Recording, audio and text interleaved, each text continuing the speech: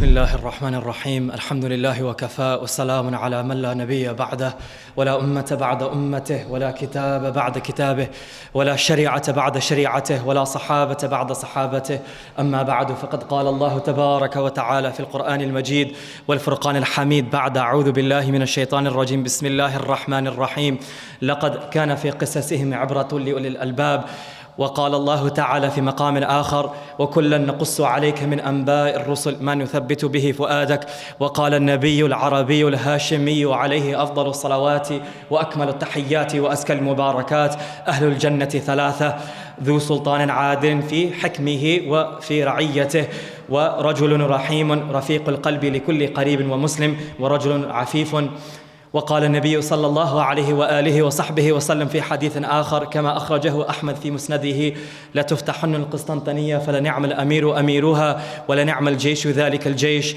وبقول حضرت اقبال لاهوری شبی پیش خدا بگرستیم زار مسلمانان چرا آزارند و خارند ندا آمد که نمیدان این قوم دلی دارند و محبوب ندارند و بقول حضرت مولانا جلال الدین رومی بلخی هر نفس آواز عشق میرسد از چپ و راست ما به فلک بودیم یار ملک بودیم باز همان جا رویم که آن شهر ماست سالار قافله ما فخر جهان مصطفاست و به قول اقبال لاهوری در زبان اردو کہ بت صنم خانوں میں کہتے ہیں کہ مسلمان گئے ہے خوشی ان کو کہ کعبے کے نگہبان گئے منزل دہر سے اونٹوں کے ہدی خان گئے اور اپنی بغلوں میں دبائے ہوئے قرآن گئے خنداسن کفر ہے احساس تجھے ہے کہ نہیں کیا اپنی توحید کا کچھ پاس تجھے ہے کہ نہیں. Thank you guys so much for having me. Really honored to be here. I completed my Mishkat at IIE. We did Jalalain with Abdullah Salim and Mishkat also with Abdullah Salim and Mufti Mudassir and Sulaiman. I don't know if they're all here. So good to be back here. As a Muslim living in modernity, as a Muslim who lives really with grief, the lines that I quoted from Iqbal, he says, Shabi pisha khuda bigaristim zar. He says that one night I was weeping in front of Allah subhanahu wa ta'ala.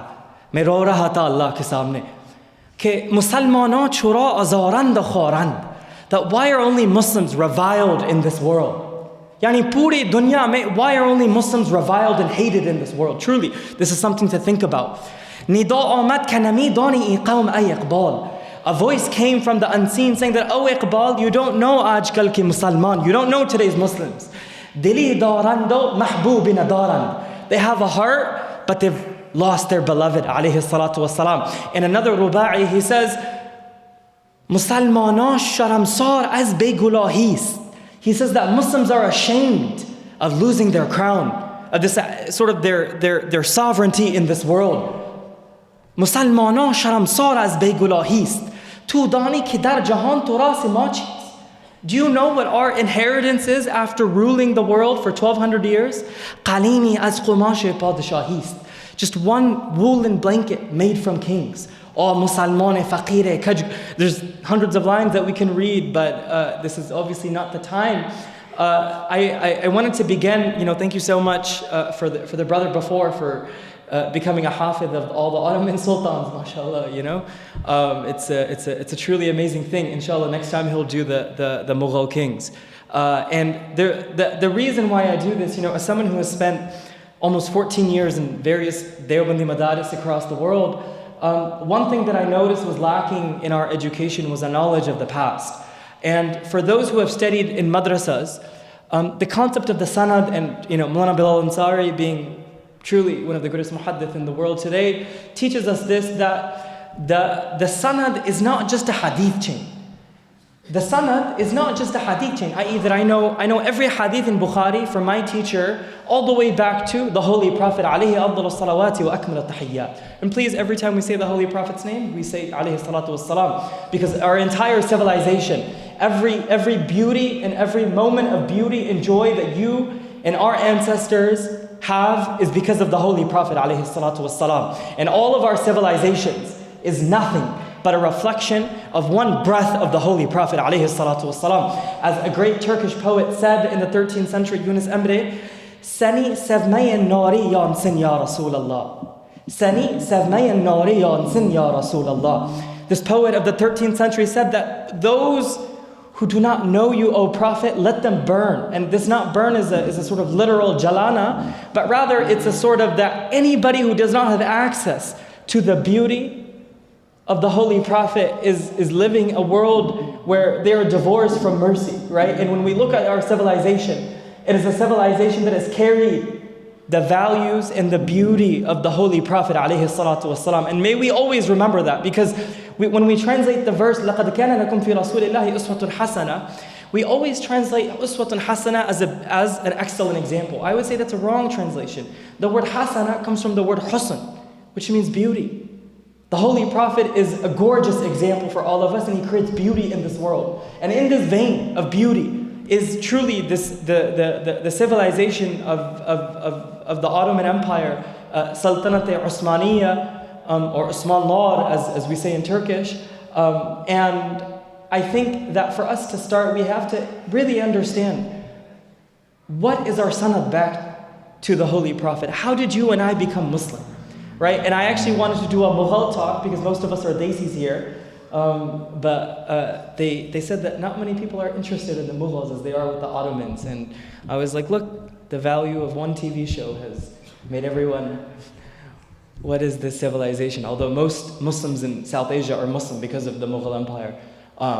And there has been a lot of badnami done to that empire, unfortunately, both with the ulama and the non-ulama. And I think that for us as Muslims, we start with the Quran. Allah subhanahu wa ta'ala says, لَقَدْ كَانَ فِي قِصَصِهِمْ عِبْرَةٌ لِأُولِي الْأَلْبَابِ. That truly in the knowledge of the past, in the stories of the past, there is an ibrah for لِأُولِي الْأَلْبَابِ. Agar tumhare paas dil ho. Right? If you have a heart, there is an ethical and instructive lesson. And how do we extract this lesson? Allah says in the Quran, وَلَن تَجِدَ لِسُنَّةِ اللَّهِ تَحْوِيلًا وَلَن تَجِدَ لِسُنَّةِ اللَّهِ تَبْدِيلًا. Imam Fakhruddin al-Razi and Shihabuddin Alusi and Qadi Thanaullah Panipati, these great mufassirin, have really wonderful discussions on why does Allah use the word sunnah for himself, and then Allah uses the sunnah also for the word of the practices of the Holy Prophet alayhi salatu wassalam. What is the meaning of this? This is a 3-hour lecture that we can do. But I think that for us to start is, what are these ethical lessons? Allah says in Surah, the second last page of Surah Hud, Allah says, وَكُلًّا نُقُصُّ عَلَيْكَ مِنْ أَنْبَاءِ الرُّسُلِ مَا نُثَبِّتُ بِهِ فُؤَادَكَ. That, O Prophet alayhi salatu wassalam, that why do we say all of these stories? Why? مَا نُثَبِّتُ بِهِ فُؤَادَكَ. Taake tumhare dil mein wo jamai paida ho jaye. So that there may be this fortitude in your heart. And if there's anything that we can say for Muslims who live in this world, we lack fortitude in our hearts. This is the secret of the verse that I quoted from Iqbal. Dili daran ba mahbubina daran. We have a heart, but we've forgotten how to love. Right? We have lost that because we don't know who we are anymore. Right? That knowledge of ourselves. كان أعلم الناس بالنسب سيدنا أبو بكر رضي الله عنه. Sayyidina Abu Bakr was a hafiz of his nasab. If I ask the average kid here, what is the name of his great-grandfather? They won't be able to tell me. Why is that? Why have we lost a knowledge of ourselves? Right? Why have we lost a knowledge of our past? Right? Why have we lost a knowledge of how Islam came to us, how people elevated the ethics and the beauty of the Holy Prophet ﷺ throughout history? Truly, this is something to think about, right? That we don't have to start anew. That people have done the work before us. So where did they do it and how did they do it? The Ottoman Empire started in 1299 and ended in 1924. It is the second longest empire in world history after the Roman Empire. A Hanafi, Maturidi empire. Right? This is something to think about. Right? How did this empire last for so long? How did Muslims elevate the values? And I'm sorry for speaking so conceptually and abstractly, but I want people to learn, especially in a madrasa, how important and how critical it is, for Muslims to have a knowledge of the past, to have a knowledge of what the civilization means. Right? That we as Muslims are not going to forget our past. Because if we forget our past, what's going to happen? Right? Truly, and the state of the ummah today, we can say, is a result and a consequence of us forgetting.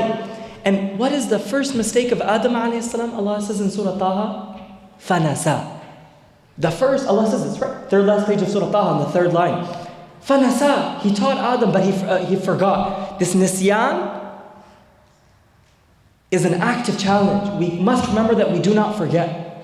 Right? And رَبَّنَا اغْفِرْ لَنَا وَلِإِخْوَانِنَا الَّذِينَ سَبَقُونَا بِالْإِيمَانِ. Allah didn't say خَلَفُونَا بِالْإِيمَانِ. Allah said سَبَقُونَا بِالْإِيمَانِ. So this is just a brief introduction. Already, mashallah, people are walking out because they want to hear names of kings. But that's okay. And I think that it's really important for us to remember that we need to be intellectual about our history. We as Muslims have always been intellectual. I wanted to quote passages from the great muhaddithin, Ibn Hajar, Imam Sakhawi, and Ibn Taymiyyah radiallahu anhum ajma'in, about their incredibly rich and sophisticated approach to history. Today, people just quote dates and names, but history is a discipline. In Darul Uloom Deoband, in the late 19th century, when you read the letters of Mawlāna Saaleh, you see his incredible knowledge of the past. When you read Shah Waliullah Muhaddid Dahlawi's letters to various nawabs and leaders, his knowledge of the past, of just history, I mean, forget about all the other sciences, he was mujaddid for sure. Why is that lost today? Why can nobody talk about history anymore? Right? And this is exactly, Iqbal says, "Khirat nikah diya la ilaha to kya hasil." That Europe mocks Muslims asking that you say la ilaha, what have you gained? Right? And we say that no, we have produced more than anyone in the history of the world. We will go ahead and start, inshallah. Two final points is that all of us Muslims carry a sense of grief. We carry so much grief in our hearts.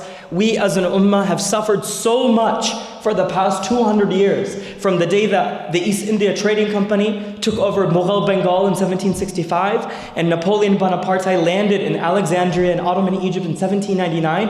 We have suffered so much. Out of 52 Muslim majority countries, only 3 were not colonized by Europe. I don't know, does anybody know? Just three Muslim countries were not colonized by Europe. Just take a guess. Turkey is one. Afghanistan and? Saudi Arabia. No, not Saudi. No. It was, we can say it was under the info. You can save your questions for the end. This is not a seminar. The third is Iran. Although we can say there were economic sanctions. And I think that as Muslims who carry a lot of grief, we need to reckon with this. We need to reckon with this history. We need to reckon with this past. And if we don't, we will let this grief linger, right? And this is a way by which we can address it and reckon with it, inshallah. And may Allah grant us tawfiq. Truly, may Allah grant us tawfiq. And as Muslims, if we can revive this idea, we can create more beauty in this world, right? As Muslims, we can show how the beauty of the Holy Prophet ﷺ was experienced and fleshed out in so many parts of the world, and so that we can show that we are كنتم خير أمة أخرجت للناس تأمرون بالمعروف وتنهون عن المنكر. Truly, this is the mafhum and the masbuq of the ayah, that you are the greatest of ummah that call towards excellence and prohibit from evil, not just on an everyday daily level, but at a societal, a political, and an ethical level. And this is the وَمَا يَنْطِقُ عَنِ الْهَوَىٰ إِنْ هُوَ إِلَّا وَحْيٌ يُوحَىٰ. We will go ahead and start. In the 12th, 13th century, the Seljuk Empire, which was a form of confederacy of tribes, had taken over various parts of the Muslim world, namely Iran, Afghanistan, parts of Central Asia, and most importantly, parts of Anatolia. For those who don't know, Anatolia, which is today, is pretty much all of today modern Turkey and parts of northern Syria and northern Iraq. Now, this Seljuk Empire, because of the Mongol invasions, and this Mongol invasion obviously really upset the Muslim world, right? As Iqbal says, that the only similarity and the only parallel of European colonialism was the Mongolian conquest, right? And the shock and the tremors of the Muslim world, and that we first experienced as an ummah through the Mongolian conquest. Iqbal says, فریاد افرنگ، فریاد دلاویزی افرنگ، فریاد شیرینی و پرویزی افرنگ، عالم همه ویرانه از چنگیزی افرنگ، ای معمار حرم باز به تعمیر جهان خیز، از خواب گران خیز، از خواب گران خیز. He says that I complain at the conquest of Europe. I complain at the sweet, alluring charm of European conquest. I complain because these Genghis Khan-like Europeans have taken over the entire Muslim world. O architect of the Kaaba, come and rise up and rebuild. Right? So these are sort of these notions of shock that Muslims have experienced. And as Muslims are sort of suffering through these Mongolian conquests, a lot of Central Asian tribes, when I say Central Asia, I mean the modern day countries of Afghanistan, Kyrgyzstan, Turkmenistan, Kazakhstan, and northern Afghanistan, they start moving towards Seljuk Empire homelands. Now, this Anatolia, which is today modern Turkey, I don't know, Mufti Farhan, if we can put the image up. Modern Turkey, which is present-day Anatolia, was partly conquered by the Seljuks, and the rest was which empire was still in control of Anatolia? Who can say? The Byzantine Empire, right? The Byzantine Empire was still in control of Constantinople, was still in control of the majority of the Anatolian plateau, although the Seljuks had pushed in. Obviously, we know that Sayyidina Umar radiallahu anhu had made some forays into the Anatolian homeland, and Sayyidina Muawiyah radiallahu anhu had actually besieged Constantinople under his brother Yazid ibn Abi Sufyan, and that's where Sayyidina Abu Ayyub al-Ansari radiallahu anhu passed away. Right? So there is this high sort of Muslim memory, right, of Constantinople, of obviously the Holy Prophet had said, as the hadith I mentioned, that verily you will conquer Constantinople, right? That hadith in Imam Ahmad's Musnad. And so this memory of Constantinople really lived in the Muslim sort of imagination. Now, the Seljuks, having been dealt an incredible blow by the Mongols, they were still sort of surviving, although they were now sort of paying homage, or they were really now under the control of the Mongols, right? And they didn't have as much power or as much influence within these various sort of kingdoms and these areas, but they still had some control. Now, after the Mongol conquest, the Seljuk Empire sort of splits up into various beylik. Now, beylik is an interesting word. Bey in Turkish means lord, and actually in Urdu, we still have the word as begum. That's the feminine version of the word. That word begum is an old Turkic Mongolian word. And in Turkish, it's beyg, that becomes bey. And these different beyliks were sort of tributaries of the Seljuk Empire. So we're supposed to have a map up here, but that's okay. So you see the Anatolian plateau, you see various Turkic principalities. Now, some were Muslim and some were not Muslim, right? And one of these Seljuk sort of tributaries is Ertuğrul. Obviously, we all know Ertuğrul. And Ertuğrul becomes the commander for the Seljuk king. Now, this is incredibly important because the Seljuk king is playing sort of a double war with the Byzantine Empire and with the Mongols to the east of them in Iran, which is now the Ilkhanate Empire. So you have the Seljuks, you have the Byzantines, and you have the Ilkhanates, right? And then obviously you have the sort of Arab Turkic Empire within Syria and northern Africa. Now, Ertuğrul is so successful just as a warrior that the Seljuk king gives him a whole area. Now, what's very, very interesting about this is that the area that he was given was closest to Constantinople. So if you guys can sort of sketch out Turkey, his beylik or his area was on the northwest, right? And it was very close. Now, Ertuğrul had a son named Osman. Now, obviously, it's originally Uthman in Turkish. It becomes Osman because there's no tha in Turkish. And Osman is very charismatic. He's also very knowledgeable, and it seems that he knew some form of Greek.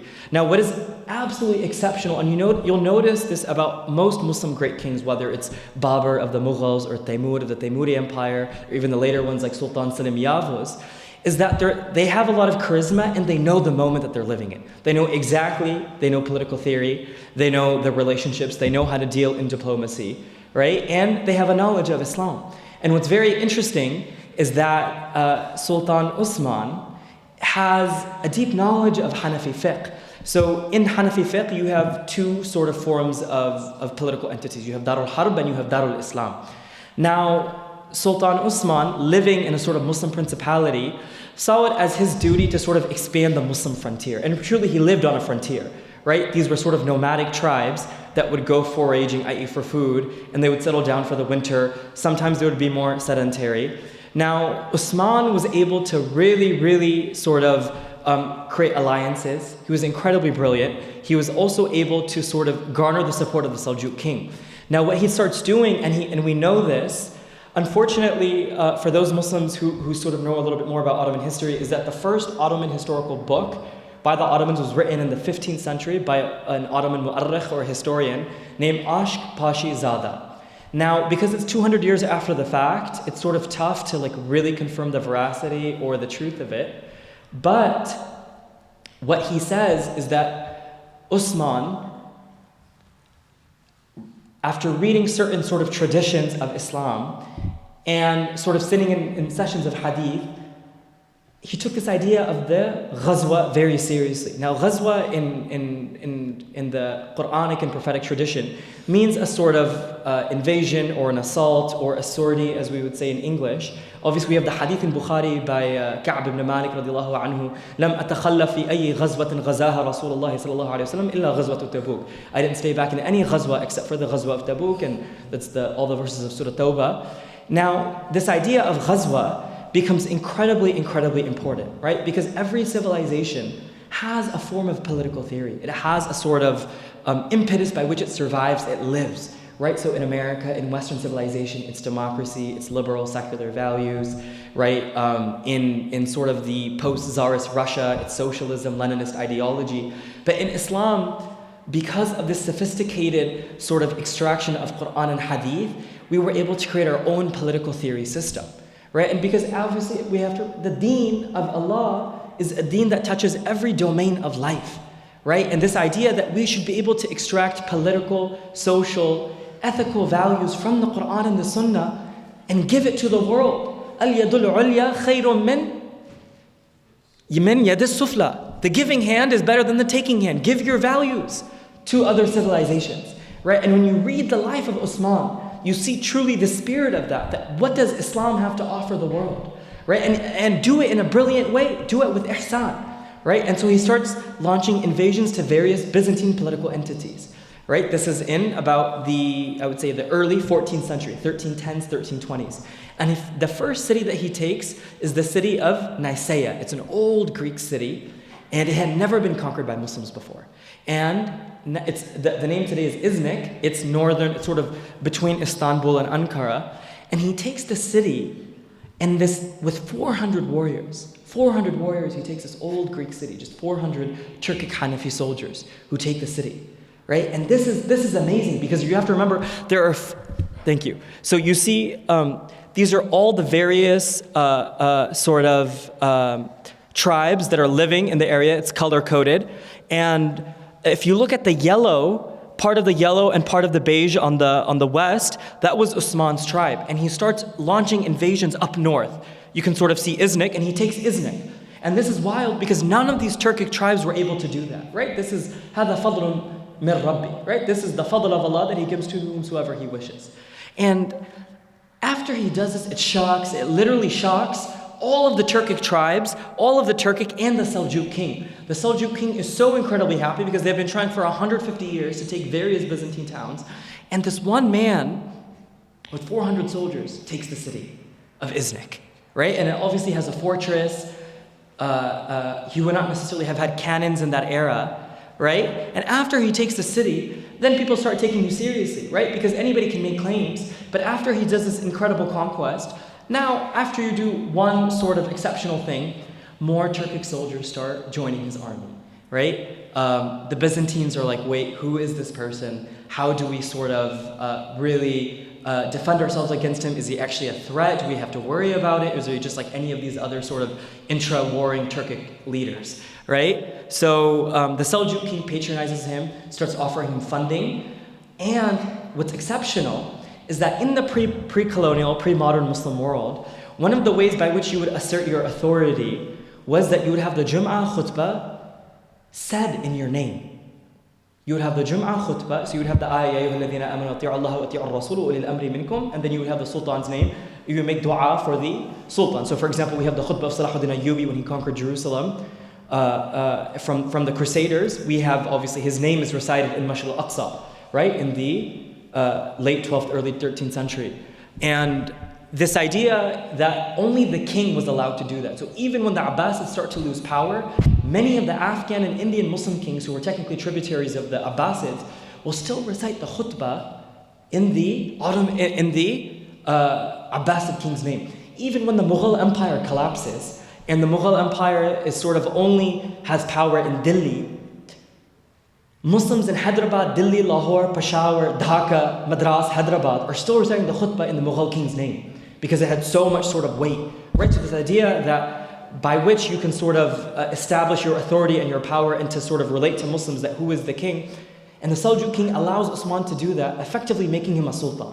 Right? Although we will not say the empire started because how do we define an empire? In Arabic, we have terms like dawla, we have terms like sultana, we have terms like hukuma, and these words don't fit naturally with the word empire. We should be very careful with translation, right? This is very, very important. And so it's tough to say, but they definitely have some form of hukuma and some form of control over northern Greek sort of Byzantine lands that have never been conquered by Muslims before.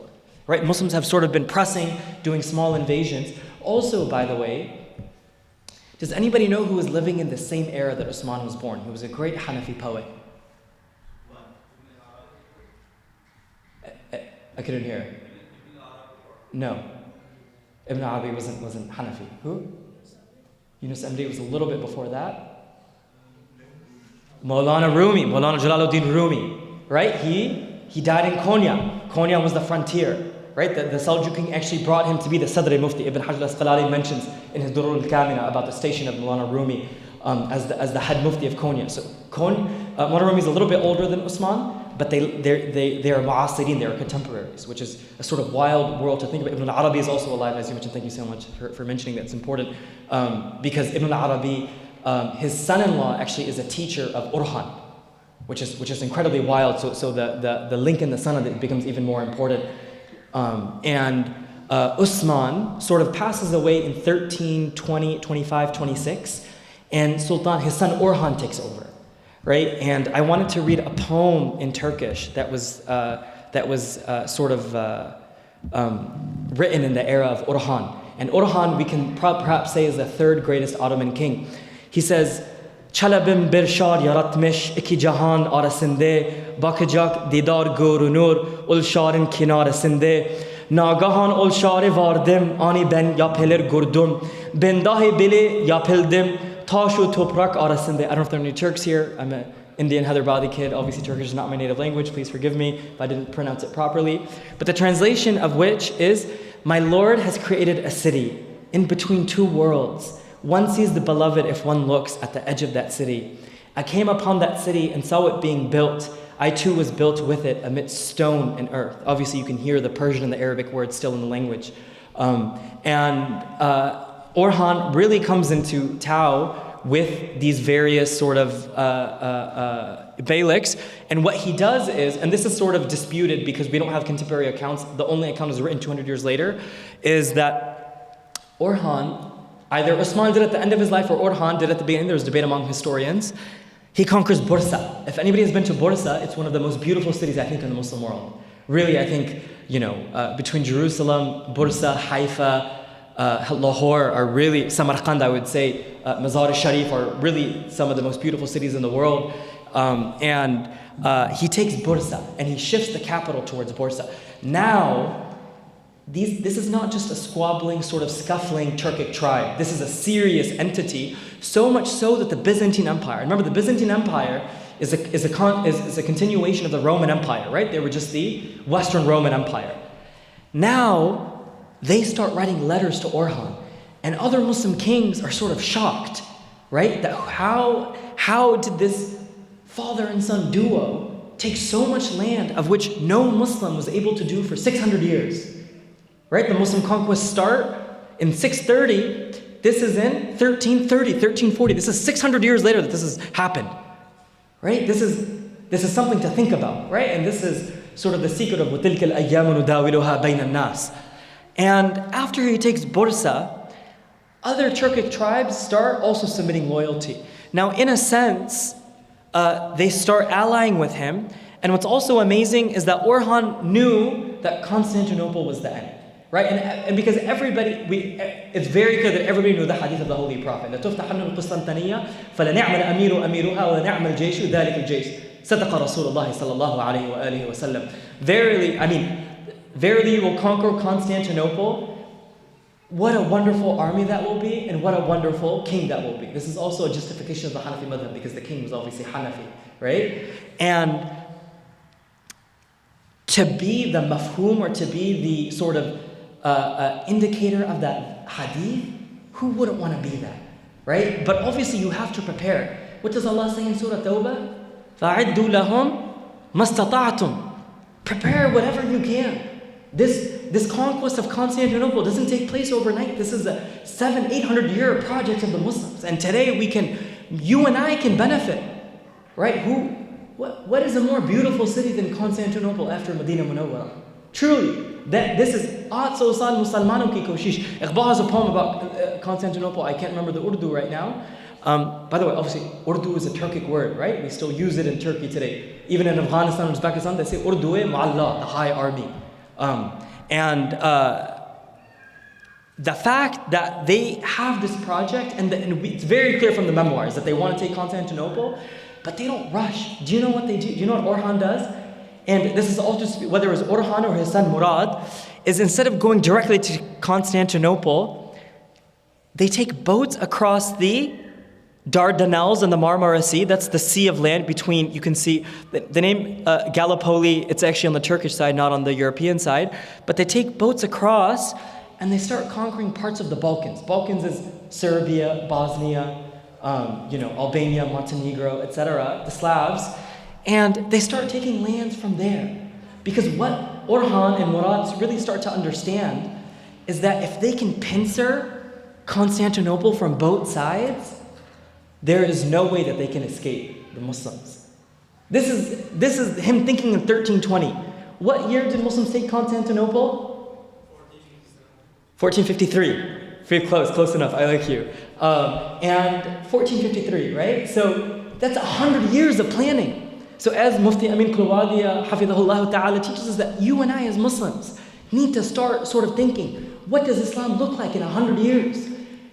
When we see our grandkids on the Day of Judgment, or our great-grandkids, what will they be? This zillah of the ummah, this ruswai of the ummah, this inhitat of the ummah is not going to be forever. Allah says, وَتِلْكَ الْأَيَّامُ نُدَاوِلُهَا. We rotate the days. This has been a long day for sure, 200 years. It's been a long day. Right? We have seen very little success and prosperity over the past 200 years. The only reason that Muslim Hindustan can produce iqbal is because of the grief that we felt in Hindustan. What's the line? Shor ho gaye ki dunya se Musalman nabood, hum yahi kehte hain ke the kahin Muslim mawjood, tum waza mein tum nasara aur tum tamaddun mein hanood, kya yahi Musalman hai jinhe dekhkar sharmai Yahud? यूं तो सैयद भी हो, मिर्ज़ा भी हो, अफ़गान भी हो, तुम सब भी कुछ हो, बताओ ज़रा कि मुसलमान भी हो. This grief there, right, is something that has lasted for 200 years. But if we want to reverse that, we really need to start thinking, right, that how do they as Muslims do this? And you have to remember that the Mongol sacking of Baghdad happened only 70 years ago. It happened in which year? 1258. Right? 1258. So in only 70 years, they're already like, this is over. Tens of thousands of Muslims have been killed. In Samarkand and Bukhara, do you know how many Muslim men and women were violated by Genghis Khan and his grandson Hulagu Khan? I mean, it still breaks my heart. I mean, the amount of ulama that were killed by Genghis Khan and then in Afghanistan, right? And within 70 years, they're thinking about taking Constantinople. This is, لا تيأسوا من what is it? لا تيأسوا من روح الله. Right? Allah's power is more than you can ever imagine. Right? Within 70 years. Right? Same thing with the first Mughal king, Muhammad Zahiruddin Babur, when he comes down from Uzbekistan and takes Hindustan, which we will do, inshallah, if we're okay. Everyone just likes Turkic history, but we do Indian Muslim history and Indian Muslim Mashhad, they say no. But inshallah, we will do it soon. And Orhan and Murad start invading the Balkans. And it was...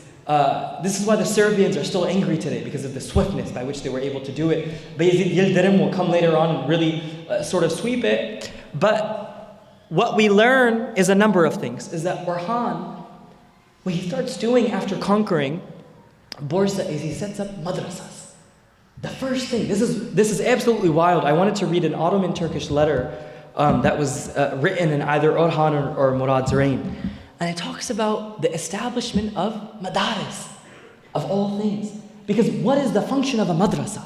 The function of a madrasa, obviously, is the wiratha, or the inheritance of the Holy Prophet alayhi salatu wassalam.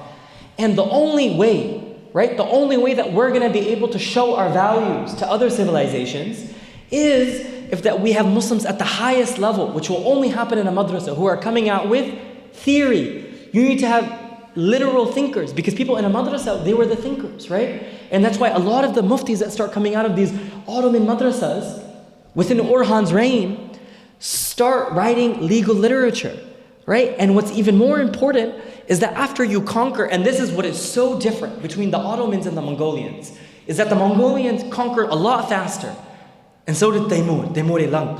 They conquered, I would say, 5 or 6 times faster than the Ottomans did. But because the Ottomans had this sophisticated Islamic civilization of fiqh, of usul al-fiqh, of tarikh, right? Of tafsir, of even sociologists. The kid so beautifully said, Ibn Khaldun's Muqaddimah, is that they were very conscious. So what they start doing is they create a position called Qadi Askar. Does anybody know what that means? Qadi Askar, military judge, right? See, when you answer when you're spoken to, doesn't it flow so much better? So this military judge is sort of so fundamental and so unique, is because the Ottoman army is moving. It's moving at a fast pace, and what they realize is that they don't want to do the mistakes of Genghis Khan, where Genghis Khan conquered, but he couldn't leave any values. No Muslim had to worry about Mongolian values in Baghdad, right? In the same way that we have to worry about sort of European American values infiltrating our own systems. And what the Ottomans start doing is they establish madrasas, and within the army, they have a Qadi Askar, a military judge, but who sort of goes with the Ottomans, right, wherever they conquer. So now you have the muftis and the qadis within the cities, right? Also you have artists, you have architects. We have seen the masjids in Istanbul. These do not come, without a lot of critical thought and a lot of Ibn Haytham's Kitab al-Manadhir was incredibly, the great Ash'ari Mutakallim was very, very, very significant to architecture. Madrasas used to produce architects once upon a time, by the way. And this civilization, where they weren't just conquering, but they were creating legal, social architecture, and even poets. So poets are for what purpose? To create language, right? And so what actually starts happening is, because of this Islamic intellectual sort of movement within Osman, Orhan's, and Murad's reign, is Turkic starts to become incredibly Arabized. Because Ottoman Turkish was about 50-60% Arabic and Persian, right? And even still today, it's hard to say a sentence in Turkish without using an Arabic word, even though all the stuff that Mustafa Kemal Ataturk did. And so you have this 2-part empire. And if you look at any Muslim empire, you will see this, is that you have swift military conquest, or even the Ottomans was a little bit slower, although they seem to have conquered the most amount of land over any other empire, right? And is that you build an intellectual and social culture to follow it. Is this not the secret of the civilization of the Holy Prophet ﷺ? Is that he created, right? He created so much intellectually, spiritually, politically, legally, right? Linguistically. And then he started the conquest, the futuhat, the ghazawat of the Holy Prophet. And as Ibn Hajar says, there's about 100 sariyat that went. There's ikhtilaf of whether he participated in all of them, but that's a separate thing. And this is something to think about, that how do we as Muslims then again, start thinking about the future? I'm not telling everyone to go and conquer Lombard, but what I'm saying is that we as Muslims, if we can think about the uniting of various disciplines, right? That we don't need to separate fiqh from history. We don't need to separate politics. Fiqh, Kitab al-Siyar, Imam Muhammad has a book called Siyarul Kabir. From our understanding, it's the first book on political international theory in human civilization. Often we say stuff, oh, he's a great Muslim thinker. Why can't we say he's a great human thinker? Ibn Khaldun, I think we can say, is perhaps the greatest historian of the world. Not just the greatest, of course, the greatest Muslim historian, but perhaps the greatest human historian. right now, and we need to ensure that we sort of give this to our kids, because a lot of sort of discourse on history is the Seerah, and then Salahuddin Ayyubi, and then the 20th century, right? So it's to ask the question is, what happened, right? What did Muslims achieve? What did Muslims accomplish? How do we replicate that, right? To learn from the past, right? What did they achieve? How did they create an empire that lasted for 600 years, spanned 3 continents, and lasted until the 20th century? In fact, we know a historian at Yale University, Alan Makhil, he's the head of the history department, wrote a book called Under God's Shadow by Sultan Salim Yavuz, and he makes an argument, and he's the head of history at Yale, and we can say he has some weight, that one of the major reasons why Christopher Columbus actually tried to go around was because of the Ottoman Navy was sort of dominating the whole Mediterranean Sea. Now this is his argument, you can agree or disagree, but this is the sort of world impact. And if we as Muslims cannot have the impact, that global impact, as the Ottomans showed us, right? Then what are we doing with this ilm if we can't show it to other people, if we can't show it to other civilizations? And how do we as Muslims once again see that beauty where we, I grew up in a very tablighi family. My father would read Fadali A'mal and Muntakhab Ahadith almost every single night. And one of the questions that a lot of us, I remember as a 5-year-old kid, would think about is, why have Muslims come to this point? How did this happen? How did we let all of this slip before us? Iqbal has this famous couplet where he says, "O Musalman faqir kaj gula hai," that a Muslim used to be a king so high. Ramid asina sawza, that flame in his chest has burnt out. Delash nalad chura nalad nadanad. His heart often weeps, but he doesn't know why. And this idea of that, where do we reckon with this grief? How do you and I make sure that our grandkids can live with pride, can live with beauty? Where when we read these chronicles of Ottoman historians, of Ottoman intellectuals, of Ottoman muftis, this is a world where people are proud to be Muslim, where the only worthy form of ethics and political theory is just Islam, right? And the fact that in Ottoman historical books, Sultan Osman styles himself the word Ghazi, and almost every single Ottoman king, and obviously the word Ghazi you could only take if you had conquered non-Muslim land. Taimur Lang had spent 99% of his life only conquering Muslim lands. He would only invade Muslim countries. However, he did conquer Izmir.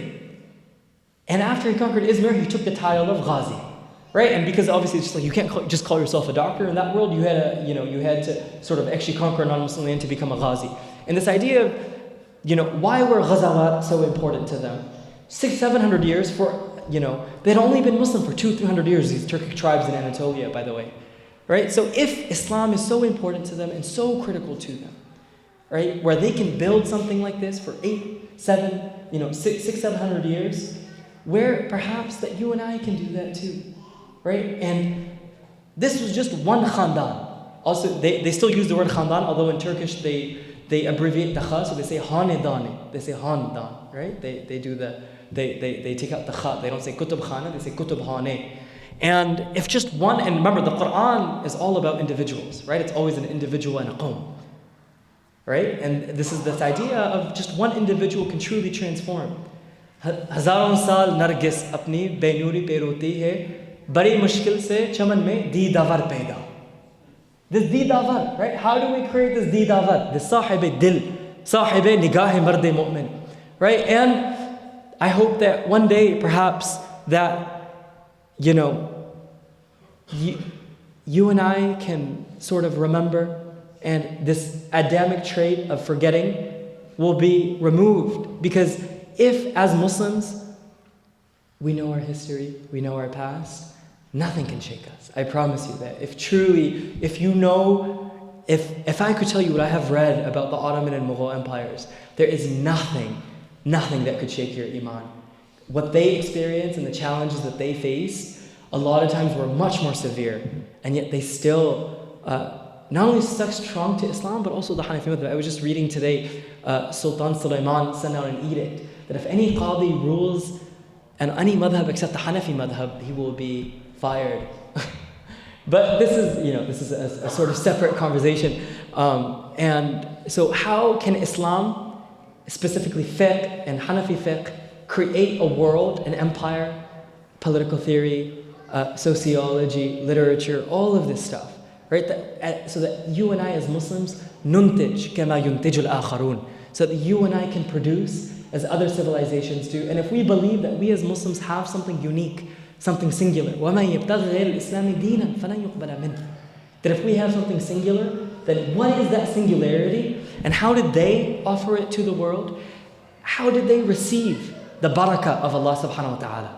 How did they receive the nur of Allah subhanahu wa ta'ala that allowed them? There is that famous dream, I'm sure all of you guys have heard about it, right? Of when Osman, he had a sheikh, right? And he had this dream that there is a tree sort of growing out of his chest. The great Ottoman historian mentions this dream, Ashq Pashizadeh, that a tree is bursting out and there's branches, أَصْلُهَا ثَابَتُ فَرْعُهَا فِي السَّمَاءِ, that there are trees and fruits bearing out. And he said that this dream is Mubarak Badi, or glad tidings of an empire. Obviously, dreams are not a hujjah, as Taftazani teaches us. Dreams are not a proof for anything, but this is something to show that when you have all of Islam working together, all of the domains and the spheres of Islam,